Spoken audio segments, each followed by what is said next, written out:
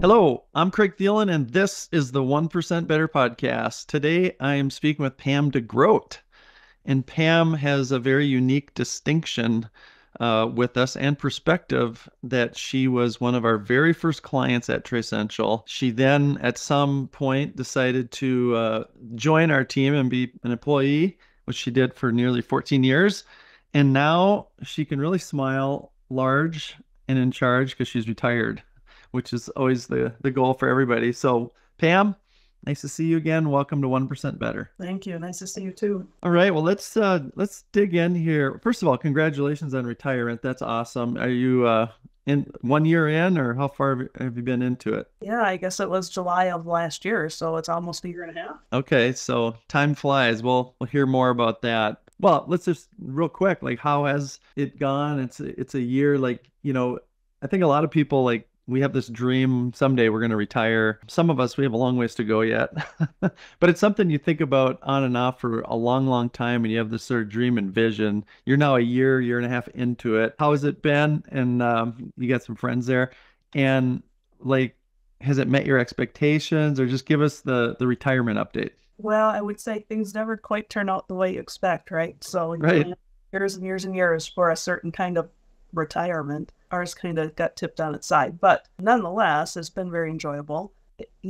Probably the one thing I enjoy the most is I don't have to do anything I don't want to do. So I have no schedule, right? I can get up in the morning and I can do whatever I feel like doing that day for the most part. But the funny thing is you work for how many years? I worked for 30 years, and you are in a routine and everything's planned, right? And especially since my background, I guess I'm a planner. So it's been really hard to break that habit. I mean, I still go to bed every night asking my husband, okay, what's on the plan for tomorrow, right? a year and a half later, and I still have to know what we're doing tomorrow before I can go to sleep. So I don't know when that will stop, maybe never, but it's been very enjoyable. We just kind of, take each day as we want to. And we have an RV, and we went traveling for about 4 months this year. But we also have a home base, so it's nice. Well, it sounds nice, and one of the things I was curious about. You're wired a certain way, right? You're wired to plan, and I just got to imagine that your portfolio, you still have a portfolio, you still prioritize it, you still want to knock things off, you want to, be successful with those things. They're just, instead of corporate projects and initiatives, it's personal. It might be vacation, or getting a new appliance, or remodeling, or whatever the thing is that you're doing, but it's still the same. You're still wired the same way, right? That's right. And I impose those things on others as well, right? So my mother, my sister, my daughter, they've got something they need my help with. Okay, well, how are we going to attack this? What are we going to do? We're going to do this first, then that, then that, then that, to be most efficient. And I'm imposing all of these things on their lives as well. But I hope I'm making their lives better by doing so. I'm sure you are, just like you did with all of our clients, helping them help themselves in most cases. Well, let's turn the clock back here. It was about 20 years ago when two guys by the name of Keith Korsi and Mike Vinge knocked on your door, probably symbolically, if not physically, from this company called Trissential that you maybe never heard of, likely. And somehow you became one of our very first clients. So tell us that story. Sure. Yes. Well, I actually still remember it vividly. My very first meeting with Keith, I had known Mike, sort of. I mean, just through professional organizations and so forth.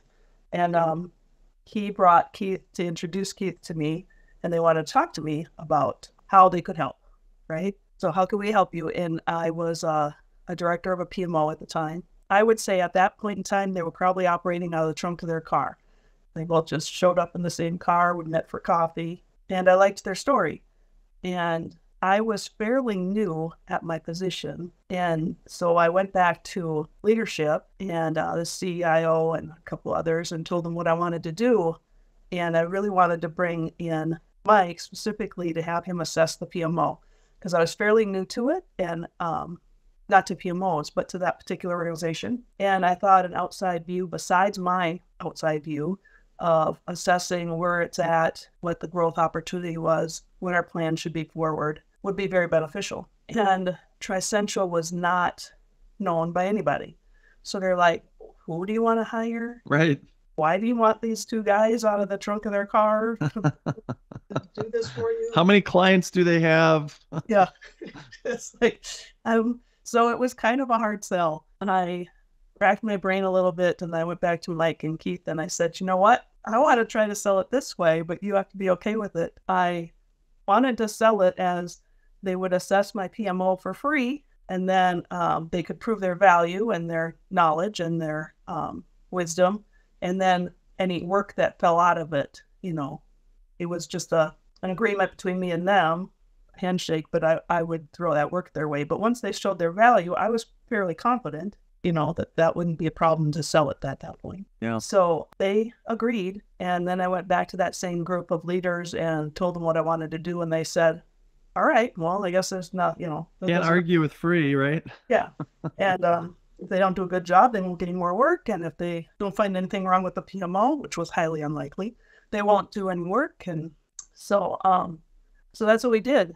And Mike came in for, you know, what was probably one of the first assessments that were done in Trissential at that time. For sure. And he did it himself. It was short. I think it was 3 weeks. And he, you know, did our normal assessment process, interviews, and looked over our documentation, talked with me about my goals, and came out with a really nice assessment document that I could walk through with leadership about, here's where we're at, here's our areas for improvement, here's how we should proceed with that plan. And then at that point, it was just history. At that point, Trissential became my #1 go-to for any type of PM or BA or that type of work. Yeah, that's amazing. That's a good story on all the way around. I'd love to go back and look at those deliverables that Mike produced from 20 years ago. That'd be fun. We'll have to see if we can track that down. So, so looking back, you know, now it's 20 years later, and seeing kind of what their pitch was and how Trissential has grown and evolved. And, you know, of course, now we're part of a global organization called 𝐥𝐤 that we have nearly 20,000 employees. We're in 35 countries.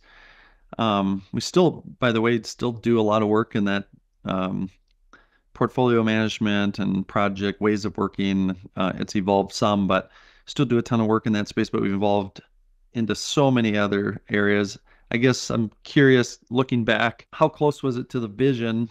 Obviously, you can't predict the future, but just what their vision was at the time. And then what's kind of your biggest surprises along the way in terms of like what Trissential's turned out to be? Oh, I think that it just exploded actually from their original, well, I don't want to say from their original vision. They might have had more to their vision than they shared with me. But at the time, you know, the story I loved and the story I think is still embedded in the culture of the organization is the we're here to help, right? Yeah.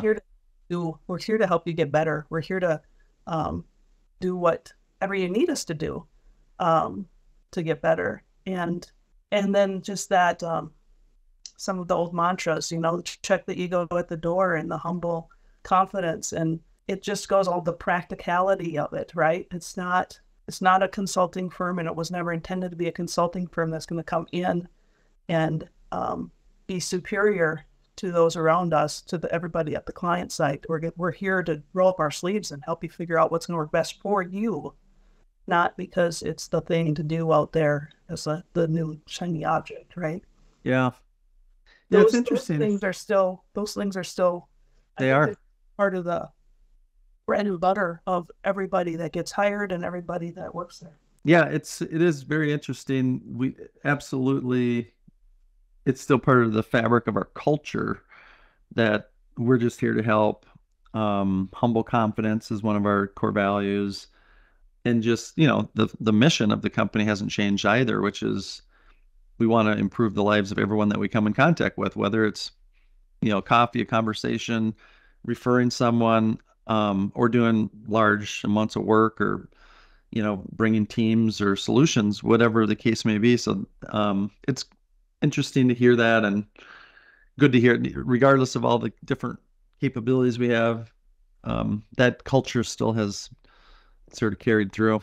So then about 6 years later, you decided you wanted to join this little rag band of people that had started to gain some momentum. So tell us, why did you want to join Trissential back then? And some of our listeners, many of them perhaps have never sort of been on both sides of the equation, being on the, sort of corporate side and of course working with consultants or people to help them and then being a consultant. And so I'm curious, what was that like for you being on both sides, and what did you see as some of the key differences, or didn't you really see it that way?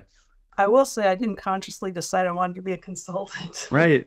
Most people don't. It's not like a career Yeah. aspiration, or it's not a degree that we take, right? Right. I guess I kind of freaked out one day when I was part of a layoff, and I picked up the phone and I called them, and I called actually Jim Mose and Mike and Keith, and was just like, oh my gosh, I've been working since I was 14 years old. I've never been without a job. I don't know what to do with myself. And they were like, well, we can help you. And so I sat down and talked with them, and it was kind of like, if you can, we got this gig over here. It's a 9-month gig. Maybe you just need a break from the corporate grind. I said, you know what? That kind of sounds nice. So they said, okay, well, you got to land the interview. So here you go. And I went to the interview, and I thought I bombed it like bigger than I do in my life, and with the client. And I drove away, and Jim called me and he said, so what'd you think? I said, there's no way they're going to want me. That was the worst interview of my life. And he starts laughing. He's like, I'm like, what? He's like, they just called and said, when can you start? I'm like, what? That was the worst thing I was interview. But anyway, that 9-month contract, turned into 14 years. So I think what I discovered was about myself was I had job hopped about every 5 to 7 years prior to that. And I didn't need to do that anymore, because what I liked about new opportunities was I was really into PMO leadership for quite a while. I really liked getting in there, building the PMO, establishing it. I wasn't such a fan of running it, once it was operational. And with Trissential, I could go in and help other PMO leaders do that. And then I could go to the next one. I could help them improve if they were already established, as opposed to building it out, and fed that need I had for the building side of it rather than the operating. But then on top of that, I got the variety, right? Because I had a business analysis background. I had a project management background. I had a development background. So I got to start wearing lots of different hats, and I had the leadership background. So between all those 4 hats, it made me a little bit of a jack of all trades, so to speak, at that time, because we were really in that BA, PM, PMO portfolio leadership place, right? Yeah. And so I could jump around. I could meet with the C-levels. I could roll up my sleeves and help the BAs with establishing some process, or figure out if their requirements were solid enough, that type of thing. And then there was a lot of project rescue work, which I found extremely exciting to do. Go in and projects off fails and go in and help them figure out why, and figure plenty of those, right? That was just exciting work. So that 9-month project at that client actually became like 3 years, moving around doing that kind of work for them, and then next client and next client, and it just became natural for me, and I enjoyed it. Now, one thing I will say is, lots of clients said that I didn't seem like a consultant, and I think it's because of the mantras and the values we had at Trissential, right? They would say, well, you're interested in what's best for us. You're not just telling what to do, and you're interested in us talking to our leadership and selling ideas. You're not interested in being the one in this limelight. And I think that was also a key contributor to both my enjoyment as well as my longevity at Trissential, because it was the way we wanted to operate, right? We didn't want to be the saviors going in. We wanted to help them. Yeah. Yeah, that is different from the perception that a lot of consultants, especially kind of the quote unquote big guys, have. In fact, we even turned that into a bit of a slogan at some point along the way, saying we're not just consultants, we're essentialists, right? And then we said, well, what's an essentialist?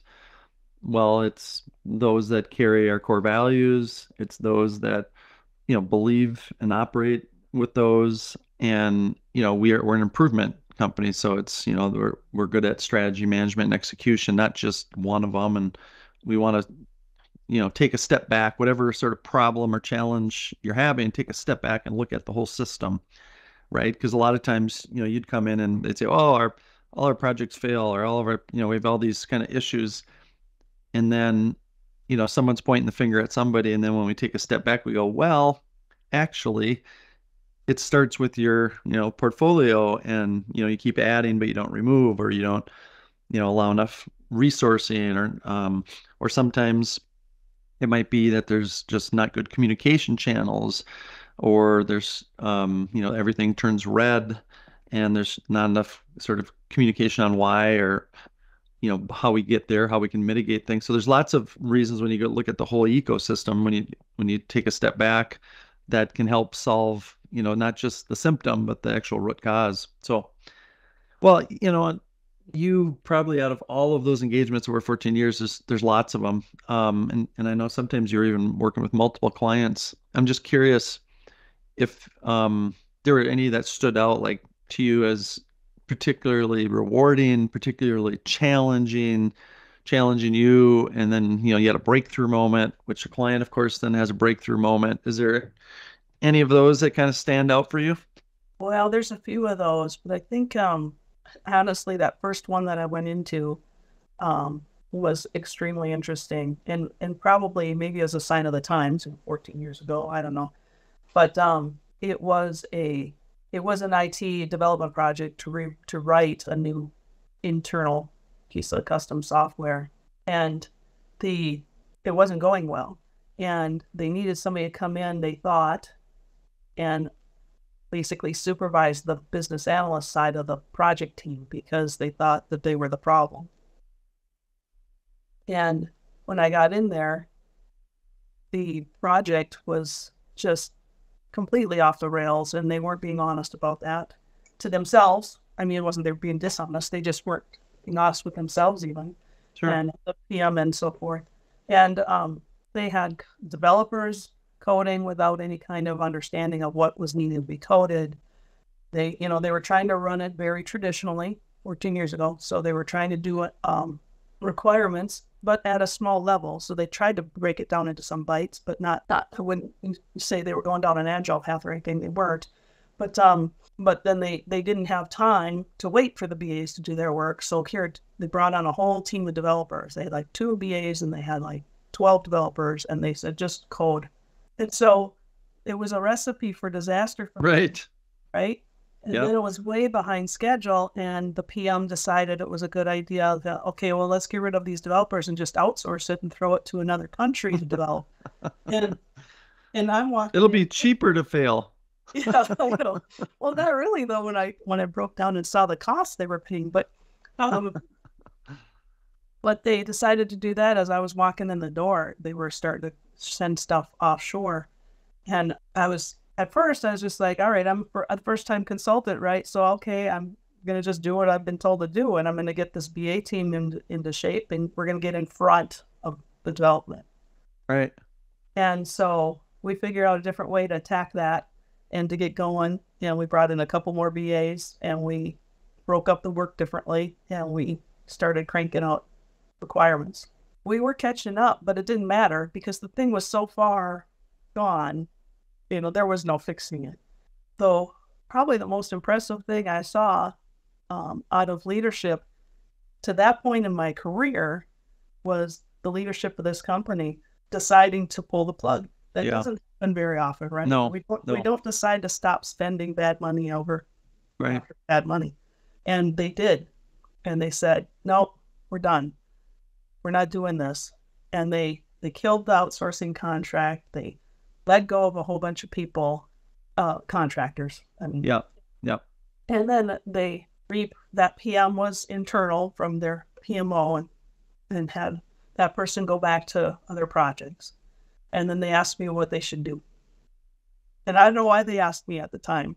I'm just like, I was like a fly. Well, they trusted you. Well, they really didn't. I don't know. They had very little interaction with me, but for some reason, yeah, whatever. So they asked me what to do. I said, you know what, I need a few days and we'll figure out a plan. And I need these people. So they didn't let go of those people. Those people and I went into a room and figured out what would be a good plan forward. How would we fix this, and how would we go about it? How much might it cost? Rough estimate, right? And we came out of there with a plan, and I went to that executive meeting and we talked it through, and they decided to give it a try. And then at that point I was running that particular effort, but we broke that system into, I think it was 14 or 16 different logical components or functions. Yeah. And then we planned them in a way of most importance or first need, right? So at one time in my career, I worked for a life insurance company, and there we used to build stuff. You built the software, the new product, in a way that, what do you need day one of that life insurance? You need to be able to sell it. Yeah. You don't need to be able to cash it in. People aren't going to die on day one. So you build what you need to sell it. And then you have to hurry like heck before somebody dies to build the other half of it, right? So I don't know if this has ever occurred to you, Pam, but what you're describing sounds a lot like values and principles of Agile.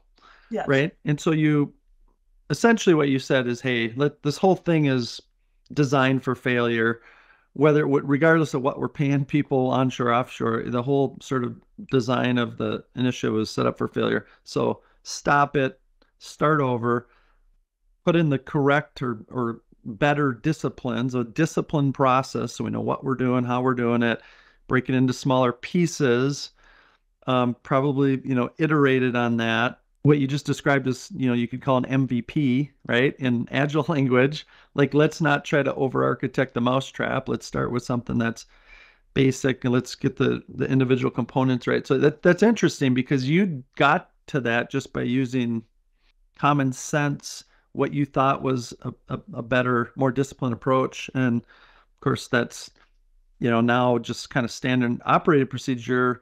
And one of the benefits, of the Agile sort of mindset is, like, let's not just go at 6 months or a year in and hope everything works and then have to cancel it, or then have to figure out, like, let's this notion of every 2 weeks, what are we doing? Do we have the right priorities? Are we delivering stuff? In assessing and checking, and not necessarily canceling the team, but saying, hey, maybe we don't have our priorities right. Maybe we need to adjust our focus, workload. Maybe we don't have the right skill sets, and you do that every 2 weeks, rather than these big monolithic projects and programs that, it is very hard for people to pull the plug once they've invested, because essentially they're sort of implicating themselves, whoever those leaders are, whoever spent the money, they're implicating themselves that they screwed up and they just spent a lot of money and didn't get anything for it. So it was a huge problem. I remember so many times we'd come in and just say, this thing is, we could come in from the outside in, because we weren't part of that political fabric or implication. And so that's sometimes the value. I'm sure you were in that position many times, is having, another one of our sayings, have the courage to report the truth, right? Yeah, for sure. And you're correct. We weren't even thinking that we were heading down an Agile path or anything. And we certainly, we sprints, and we didn't do stories, and we didn't do any of this kind of stuff. But we did some of the fundamental concepts that are within Agile without realizing that's what we were doing. And we did small teams as well. I partnered up a BA and a developer, and they worked side by side, and which minimized the documentation in my mind, so that we could really afford ourselves more time to get things up and running. And then we did show and tells, rather than demos. I called them show and tells. Same thing, right? We got together and we said, here's what it's looking like. Is this exactly what we were talking about? And we did get the feedback. The other thing, though, I did talk to them about was, and I do think that it was a failure on their part on that first project, was the lack of executive involvement. Yeah. And I did part of my plan did say I need one. Actually, it was 2 different areas, so I need one from each of your areas to be very intimate with us on this. I need to meet with you on a very regular basis. You need to really understand where things are at and how things are progressing and where we have issues. If we're not getting, if we've got issues because of our performance, we need to tell you that. And if we've got issues because of the business area is not participating, we need to be able to tell you that. And we need to course correct immediately, so that hasn't changed in 20 years, right? That's still critical to everything. So, yeah. well, one of the things, and you got into larger and larger programs over time. One of the things that we always like to do is say, hey, we come in, again, regardless of what you're asking us to do or whatever symptom or problem or opportunity, like we always said, hey, let's look at people, process, and technology. Sometimes people wanted to jump to some technology, whatever it happened to be. And we'd always say, time out, let's back up. What process, what's the best process? And then do we have the right team and do we have the right people involved, et cetera? So from your perspective, what is the hardest part of that, going in when people are saying we need to change, whatever that change is, looking at people process, what's the hardest part helping clients get through quote unquote change? Well, whenever whatever's wrong is caused by the people or the culture, quite honestly. So if they've got cultural problems, they don't communicate laterally or vertically, or there's some issue there, that's always a problem, right? If they're afraid, there's an unbelievable amount of times that it seemed like the people on the project team on the floor were afraid to tell the truth. We're afraid to, everybody was so fearful they're going to lose their job. I never worked anywhere where anybody probably lost their job that I know of. But everybody was always afraid to say it because they would, I think pride probably gets in the way. I think the other big issue that I saw with some of our clients was turf, right?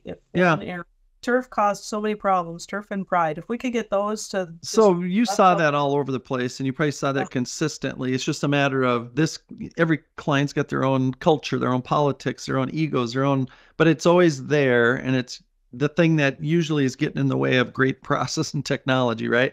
So what was just your technique? How did you mitigate that? And I think you were quite good at it. Part of it was, I think, clients got to trust you very quickly, and they said, Pam, so how do we fix this? Is it just having those crucial conversations with the parties involved, or what techniques did you use to help them break through that? It depended on how far reaching the problem was, I guess. Sometimes it was just crucial one-on-one conversations, right? Or 2-1, me and 2 people that needed to work through something that I could see needed to work through something, and let's just go in a room and talk about it and be level-headed about it, right? So a lot of conversation. It's a lot of conversation. But I did have one client where it was turned into a whole series of workshops because there was so many issues, some old baggage, like old baggage that people just won't let go of. And we had to help. It was almost training opportunities. We decided to help them through letting go of that old baggage. So teamwork, a workshop on teamwork and a workshop on being on leadership and what it means to be a good leader rather than a manager, right? Workshop on communication and effective communication skills. It seemed kind of rudimentary in some cases, but once you got into the workshop and people just found, it seems like people are just more willing. Oh, I'm in here training. Okay. So everybody's here to train and to learn and to work together and be collaborative and do some exercises. And some of them are silly and we can make fun of Pam because she's making us do something silly.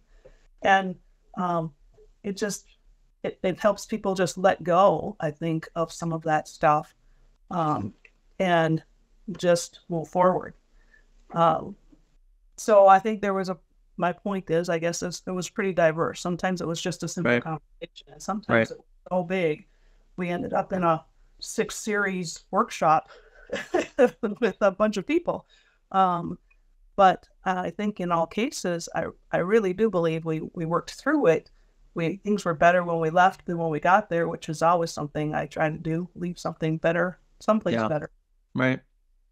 And whatever the context or whatever the technique, it's really just getting them out of their ruts or getting them out of their lock-ins. Like first step, in any multiple step processes, you have to know what the problem is. And a lot of times the people are the problem, because people drive decisions, they drive process, they drive budgets, they drive resource allocations, they even drive, selection of technology and what have you. And so getting them out of those lock-ins and ruts and just, that they are part of the problem to solve the problem is the first step. So good.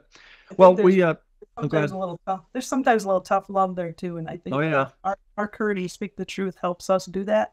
That's big. Yeah.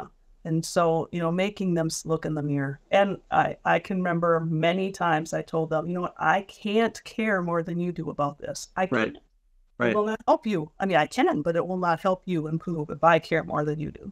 Yep, exactly. Well, very good. Well, time has flown by here. So we're at our last question, which is, taking it just a step back from all of this stuff and great history and conversation. What's one piece of advice you wish you would have known when you were getting into your career, or maybe you want to pass on to the next generation, maybe your grandkids or whoever that's entering their sort of professional life, like your best improvement, 1% improvement, just about life that you'd like to pass on? Oh my goodness. It's a big question. You're up for the task. I guess probably never underestimate the power of a conversation. And I know I'm a fairly introverted person. I used to be extremely introverted when I started my career as a developer, which I thought meant I was going to be able to sit in my cube and just code and not talk to anybody. And it doesn't work that way. And so communication is key. And I know when we're in college, we kind of blow off some of those communication courses. I don't think they should do that. Right? And critical thinking, communication and critical thinking. Very good. Well, thank you for that. And thanks for getting up early here in your retirement and getting back on a schedule for us today. It was great catching up. Yes. Thank you very much. Have a good day. Thank you. Thanks for listening to the 1% Better podcast. We hope you found it insightful and useful for your improvement journey. As always, you can access podcast transcripts and links to reference material at Trissential.com/podcast. If you would like to be a guest on 1% Better, you can do it on the same site. And if you enjoyed today's podcast, please like, share, or rate our podcast. Until the next episode, here's to getting 1% better every day.